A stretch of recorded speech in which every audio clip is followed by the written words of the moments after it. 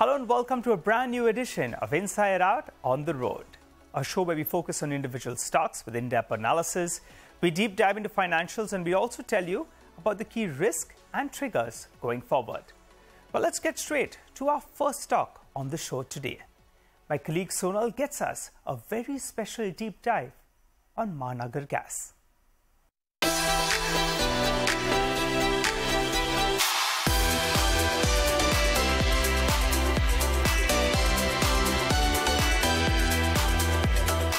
If you are living in Mumbai, you definitely must have come across Mahanagar Gas's CNG stations and seen domestic connections in your own house for gas as well. So that is the company we are going to be talking about today. It is the sole authorized distributor of CNG and PNG in Mumbai, adjoining areas and Raigad as well. Now, Mahanagar Gas, if we look at the numbers, it has 313 CNG stations, 2.17 million domestic gas connections, around 4,500 industrial customers and a pipeline of 6,535 kilometers. Company did a capex of 580 crore rupees in FY23. They plan to look at the same amount in the next two financial years as well for their growth plans. The revenue CAGR has been strong in last 5 years at around 22.5%, and profit growth in the same period has been to the tune of 10%. Now, the important metric to look at when we track city gas distribution companies is EBITDA per SCM or EBITDA per unit of volume sold by the company. For Mahanagar Gas, it was at a record high level in FY21 at around 11.5 rupees per SCM. It did see a decline from those levels, but those were the normalized levels because remember, gas costs, they were at a record high. That is their input as well. Now, what is the outlook going forward? How does this business really work? How do you get your gas in your cars and in your homes? We'll understand the business with the management. Let's go. I can show you around from there.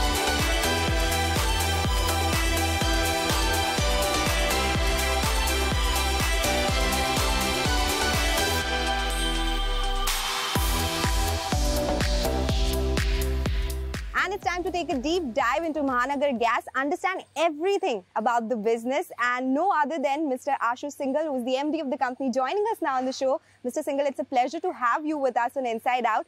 And you know, this is a product or a service which everyone uses on a daily basis. So it's only fair to tell them where does it really come from. And on the show, that's exactly what we plan to do. We want to understand what is the business of Mahanagar Gas. So let's get it started now, sir. Can you explain it to us? So many technical words: spot LNG, APM gas pricing, CNG, PNG.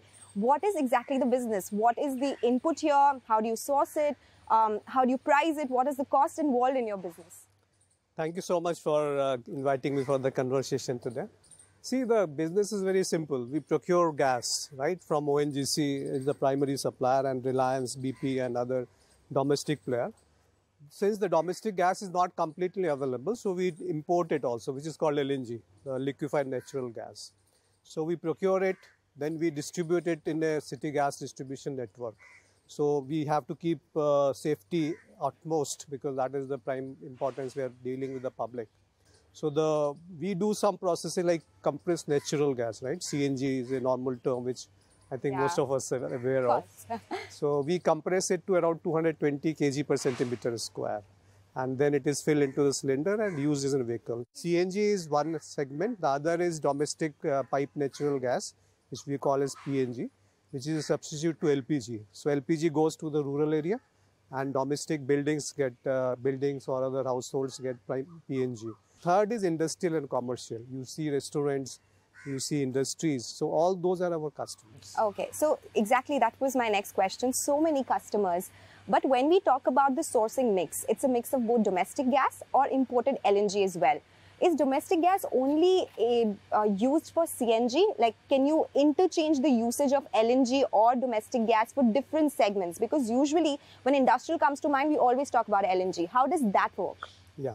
See, the government wants to prioritize certain sectors, which we call as priority sectors. Primarily, that means pipe natural gas and compressed natural gas. And if you see on cost basis, the cost to serve to a PNG segment is very huge.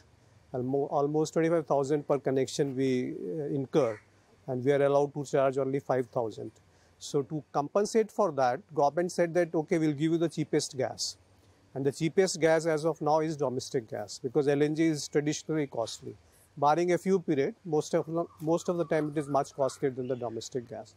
So in the wisdom of Government of India, earlier the priority was different. They used to give fertilizer, followed by power, followed by LPG, and then city gas distribution. But they found that CGD is the upbringing area. It is more financial institutes from across the world are coming up. So they decided to revert this order maybe 7-8 years back. They made CGD as the first priority, then LPG, fertilizer, and then other sectors. Okay, so it's interchangeable. LNG can also be used now the other aspect of it, sorry, I'm a bit longish. Yes, please go ahead. The other part is that domestic gas was not sufficient to meet the complete requirement of priority sector. So what they did was, last quarter's consumption will be prorated to the next quarter, and then they see whatever is available in the kitty is given. Balance is to be imported. So around 90% we get the domestic gas, and balance 10% for the priority sector is met through the imports. So what is your split in volumes in CNG, PNG and industrial volumes right now?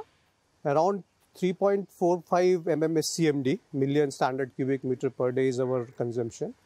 Out of it, around 72% is CNG, so 2.7. And 0.45, around 0.4 and 0.4 is PNG.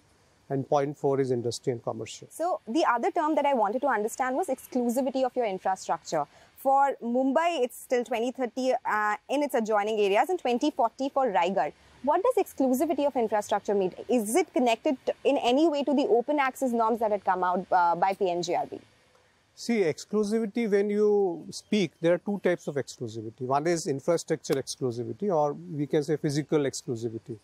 Other is marketing exclusivity. So 2030 and 2040 numbers, when we are saying, they are infrastructure exclusivity, which keeps on a rolling basis. I mean, if in Mumbai the roads are created, just for an example, there is no other party who is going to create a road parallel to the existing road. Same with pipelines also. If the pipeline infrastructure is laid, there is nobody else who is going to lay the same infrastructure again in the crowded areas. So what regulation says is that if a company is given the license and they create the infrastructure, they have the right to create the infrastructure. The marketing exclusivity is after 8 years, any other party can use that infrastructure by paying the tariff. Okay. So road is like a tolling road. Yeah. You have the road, anybody can use it, they pay the tolling charges for it. Okay. So that is marketing exclusivity, which is 8 years. So basically, if you put out a pipeline today, after 8 years, somebody else can come and use it and they have to pay a tariff to you. Suppose I create a capacity of 100 million, so only 25 will be used for the third-party access, which is called open access. Oh, okay, exactly. That is the simplest way you could actually explain open access, other than using those technical words which were there in the document, right? So this is about open access. So is your pipeline, any of it coming for that 8-year period? Like, how does it work? That is already over, I think, for all the 3 GAs. All the 3. But the matter is sub judice because there are fine nuances attached to it. That when the market exclusivity should be over, whether the market is ready to adopt it. So the matter is sub judice, so I don't want to comment on it. So whatever is the court's decision, we will comply with it. And how does the OMC Commission work? Yeah, commission is a bilateral thing. I mean, it is between OMCs and us. We tell them that this is what we are spending in terms of giving the equipment. They say this is what we are giving you the benefit. So it's a mutual thing. Okay, so right now it's as a percentage of volume, say 3.5–4% is, I might be wrong, what would the number be here? I think it is more than that. More than that? In the sense that 3–4% you are saying about the margin? What are the commissions that you pay? Yeah, around maybe say 5 rupees 40 paisa. Earlier we used to give 4 rupees 5 paisa out of the sale price of, let us say, 79 rupees. Got it. So I don't know, maybe 10%. Okay, yeah, of course. It's a little less than 10% there. If it is 5 rupees 41 paisa, which is the current regulation by the government, so we are paying that amount, so which is slightly more than that. Okay, so now let's talk about what could the expansion plans here be. You recently made an acquisition, the street cheered that as well, because for a long time people are wondering how will Mahanagar gas grow from here, because 3 geographical areas is where you function. You have now stepped into a volume growth arena. What are the growth triggers? You said 3.4 MMSCMD is the current volume number. Say 5 years down the line, what Could you double that number? And will you be looking at more acquisitions to do that? What will drive growth for Mahanagar Gas from here? See, the growth is a function of demand picking up and also the affordability of customers on whatever options we are giving it to them. So organic growth was limited because with the 11th round coming up, there was hardly any new round, any new good city which is coming on the block. So the other way to expand is to go inorganic way, which we were scouting several opportunities. And fortunately for us, Unison Enviro was a right fit in terms of potential to grow as well as the valuation and the contiguous nature of our geographies, as well as the MWP, the minimum work program which they have committed, is more sensible and reasonable. So we went in for that and it went into our place. Now the SPA is signed, which is called Sale Purchase Agreement. However, there is a 5-year lock-in period from the regulator side, which is getting over in September this year. So in October or November, we will get this area. So if you see about the volume, around 0.1 SCMD they are taking, and it is expected in another 7 to 8 years, we can roll those numbers to around 1 SCMD. Okay. And our own growth is growing at the rate of 5 to 6% CAGR. And if everything goes our way, and we are doing several plethora of steps to see that these numbers are maintained or bettered. So if we go to 7 to 8%, then I don't know, maybe 5-6 years we will be able to double MGL numbers, and we are able to 10 times the current number of Unison. 10 times. That is 0.1 to 1. Yes, to 1 MMSCMD. Although the base is low. So low, right. Yeah. No, but 10 times would not be bad if you're able to, scale up your current acquisition. Anything else in the kitty? You spoke about not enough geographical areas being in the kitty. CNG is one part, getting new geographical areas is one part.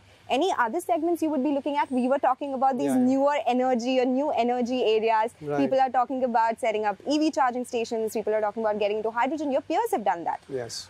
Is Mahanagar Gas looking at getting into another field at all? Absolutely. I mean, see, the future is that we need to develop a vertical, which is at least maybe say 25% of top line and bottom line, maybe 7 to 8 years down the line. So that is the broad vision which we have. Now, what are those areas? Some of those areas which you mentioned is hydrogen, because the National Green Hydrogen Mission government is coming out with some regulation, and they may mandate maybe 3 to 5% of blending in CGD network also. So we should be ready with that. Correct. Therefore, we are talking to several parties, and maybe we enter with MOU with some of them. The other part is LNG in long haul, which we have recently entered an MOU with. I don't know if you are aware of it. Baidyanath LNG is one of the pioneer companies in India who were the company who laid first 2 stations in India for LNG dispensation. So we have signed an MOU with them, and we will like to increase our footprints on the LNG sphere. The other is compressed biogas. Maybe very recently we are talking to BMC to sign an MOU with them and put up a biogas plant in Mumbai itself. The others could be electric value chain also we are exploring, that if there is a right fit, because electric value chain is crowded. There are automobile companies who have OEM sphere. There are electricity utility companies, right, who have the electron advantage of what molecule advantage is there in the gas industry. So there also charging station is again, depends. If you are getting the electron from some other company, there is hardly any margins available on that. So we have to look at from a all bigger perspective. And lastly, we are also looking up for some integration in the upstream side of CGD manufacturing. Okay. So anything like dispenser or type 4 cylinders or meters or things like that. Big plans in place, 25% of the top line and bottom line in next couple of years. That's our plan. That's your investors will be very happy to know that for sure. Let's talk about EBITDA, because you know what happened? We saw record high gas prices last year. We did see a relief coming in with the Kirit Parikh committee's recommendations. You have passed it on to your customers as well. The entire pass on has happened from Mahanagar Gas. Your FY21 EBITDA per unit was really high. It was at a record high as well, around 11 rupees. That's right. If at all you plan the future in terms of segments, you think you can get back to those levels, or that was a one-time EBITDA? What would the normal EBITDA be for the next 4 or 5 years with Unison also getting integrated? Yeah, I mean, there are 2-3 aspects to the EBITDA margins per SCM when we talk about it. That one is that how much profit you want to earn, vis-a-vis how much volume growth you want to earn, right? So last year we saw that when the domestic gas was at a very high prices, so $8.5 per MMBTU, and had this Kirit Parikh committee recommendation not accepted by the government, it would have gotten up to maybe $10 per MMBTU, which would have been really painful for the CGD companies. So government, in very nice gesture, they have come down with this floor and ceiling part. Now the EBITDA is a function of what is the alternate fuel cost, how much we can charge, the profit we want to earn, and the volume we have in future vision, what is the volume growth. So as soon as we reduce these prices, 2.5 rupees in February, I think we were the only company to reduce 2.5 rupees then, and we are the company which gave the highest margin pass on during the Kirit Parikh recommendation also. So putting together, we have reduced 10.5 rupees. So after this reduction has done, we have seen, say, uptick in the conversions also. So that is the balancing which we need to do. That now you talked about 11 rupees or slightly more than 11 rupees EBITDA margin. So we are not for it. We don't want to do it. That might have happened because the domestic gas were dirt cheap that point of time. Whereas last year we had 8.5 rupees EBITDA. This year we are 9.5 rupees. So 8 to 10 rupees, barring that 1 year perhaps, we have been doing our business in that range. And we expect to continue in that range. So you've told us so much, right, in terms of your expansion plans. What are the new areas you would be looking at? Generally, what is the capex that you're looking at, say, next 2 to 3 years down the line when you talk about expansion or maybe acquisitions and getting into the new areas? And will you require to take some debt for that? Is it mostly maintenance capex that you take every year? What is the outlook here? Normally, we have been doing around 600 to 700 CR per year, and that's the trend we are expected to go up. But some of these investments which we talked about, then that number may increase slightly more than that. So the treasury surplus is around 1500 CR which we have currently. So the Unison acquisition, which is around 530 CR, is expected to come from treasury surplus. Otherwise, if you see, we earned PAT of 790 CR. We have a depreciation of 250 CR. And we paid dividend of 260 CR. So on cash basis, dividend and this depreciation nullify each other. So we have around 750 to 800 CR available in our kitty for doing the capex. Thank you so much, Mr. Singhal, for joining us here and explaining everything about Mahanagar Gas. Okay, with that, we'll take your leave on this edition of Deep Dive on Inside Out. Back to you in the studios. All right, that was a deep dive into MGL. But time to slip into a short break. When you come back, we'll focus on another interesting stock. Control Print is the stock on our Spotlight segment. Stay with us.